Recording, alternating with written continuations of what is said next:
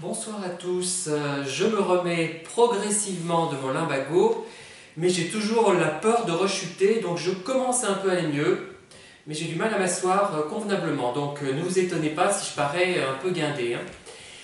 Alors, je réagis par rapport à un commentaire qui me dit, en substance, hein, que je suis sur la nature des proies à côté de la plaque et que c'est dommageable pour ceux qui écoutent cette vidéo. Donc je vais expliquer un peu ce que j'ai voulu dire. Ça me rappelle ce malentendu, parce que c'en est un, le malentendu que j'ai créé avec Meyerbeer. À un moment donné, il y avait un monsieur donc, qui avait beaucoup de classe, hein, d'ailleurs, hein, je trouvais qu'il avait énormément de classe, il chantait bien, en plus c'était une basse, si je me souviens bien, une basse chantante, je crois, qui interprétait des extraits d'opéra, principalement d'Offenbach, mais d'autres compositeurs ambitieux aussi, hein. Mais j'avais surtout remarqué dans le rôle de Raoul de Gardefeu, non pas de Raoul de Gardefeu, dans le rôle du baron suédois, voilà, dans La vie parisienne, hein. Et à un moment donné, on a évoqué ce qu'il avait chanté. Il allait chanter, je crois, quelque chose de Meyerbeer, je ne sais plus ce que c'était. Et à un moment donné, on a parlé du rôle de Marcel dans Les Huguenots, et il a émis des critiques, et moi, mon sang n'a fait qu'un tour, parce que dès qu'on dit du mal de Meyerbeer, je ne suis pas content, parce que je pense qu'il est sous-estimé. On lui reproche à ce compositeur d'opéra son succès, puisqu'il a obtenu au XIXe siècle le plus grand succès de toute l'histoire de l'opéra, en fait au XIXe siècle. C'était le plus célèbre, un compositeur, bien devant Verdi et d'autres, hein. Et au lieu de lire attentivement ce qu'il avait écrit, je me suis mis à bouillonner, parce que, paf, j'ai réagi sur un détail, et en fait, il ne voulait pas dire qu'il n'aimait pas Meyerbeer, bien au contraire, mais il n'aimait pas le rôle de Marcel, simplement, et je peux le comprendre, hein. Moi j'aime bien ce rôle, mais ce n'est pas mon rôle préféré, voilà. Et là, pareil, il y a un monsieur apparemment qui a réagi par rapport à ce que je disais, que les pervers narcissiques aimaient parfois la difficulté. Je reprenais un peu les thématiques de la psychanalyste Myriam Illouz, enfin, du moins ce que j'avais cru comprendre de ce qu'elle nous disait, hein. Peut-être que moi aussi j'ai mal interprété, donc il faut être prudent, hein, parce qu'on écoute une conférence, on l'écoute une fois, peut-être qu'on n'a pas tout compris. Et effectivement, les pervers, moi j'ai remarqué ça, et je vous assure que c'était bien des personnes perverses narcissiques, hein. J'en suis sûr pour les deux, hein, qui me reviennent à l'esprit, au moins les deux. Il y en a un notamment, et l'anecdote m'est revenue du coup, qui appréciait les jeunes délinquants arabes. Il était au Maroc, je crois, oui, au Maroc. Du Maroc.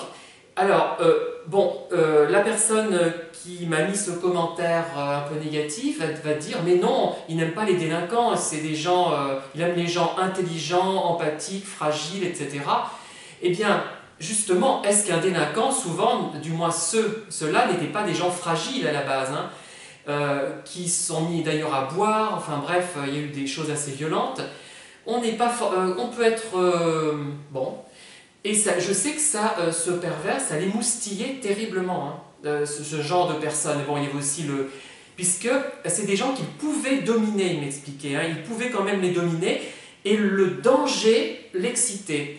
Alors, est-ce que, la question que je me pose, certains, et ça revient à ce que je disais au départ, hein, est-ce qu'il n'y a pas plusieurs catégories de pervers quand même? Chacun a un peu sa spécialité. Et celui-là était-il plus proche du psychopathe que du pervers? Peut-être, hein, vous voyez, je ne sais pas.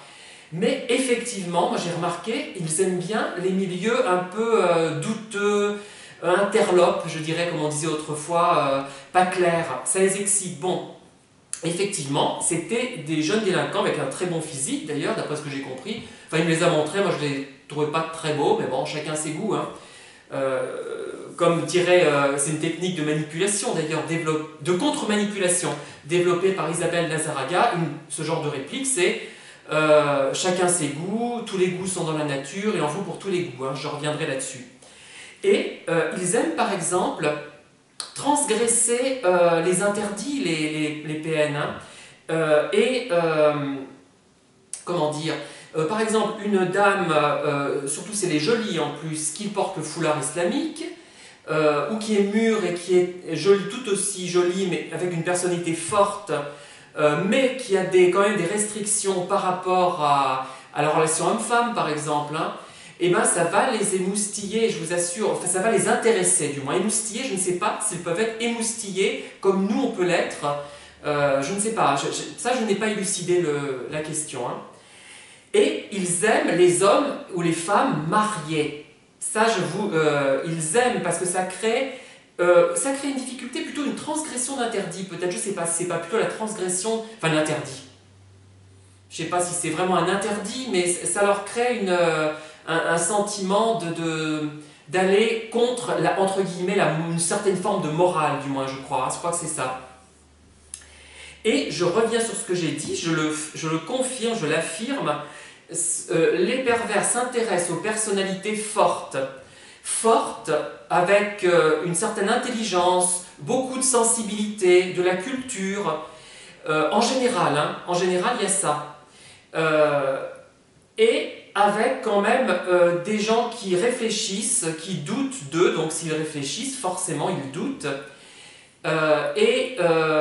donc qui vont être fragilisés et qui vont surtout sans arrêt se culpabiliser. Ça, c'est vraiment quelque chose qui revient systématiquement. Par contre, cette remarque, même négative, me fait penser, rejoint à un autre sujet, celui des psychopathes. Moi, je me demande si on a bien... comment dire, si on ne considère pas comme des pervers des gens qui sont des psychopathes, ou l'inverse, je ne sais pas. Mais est-ce que ces notions se recoupent et dans quelle mesure?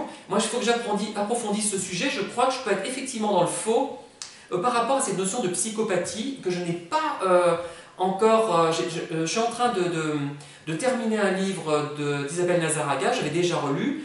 Je vous présentais les dernières remarques très intéressantes qu'elle fait, notamment sur la communication. Je ne vous dirai pas tout, hein, puisque je n'ai pas à divulguer le contenu de son livre, finalement, intégralement. Il vaut mieux que vous l'achetiez, que vous le lisiez, que vous fassiez une idée par vous-même.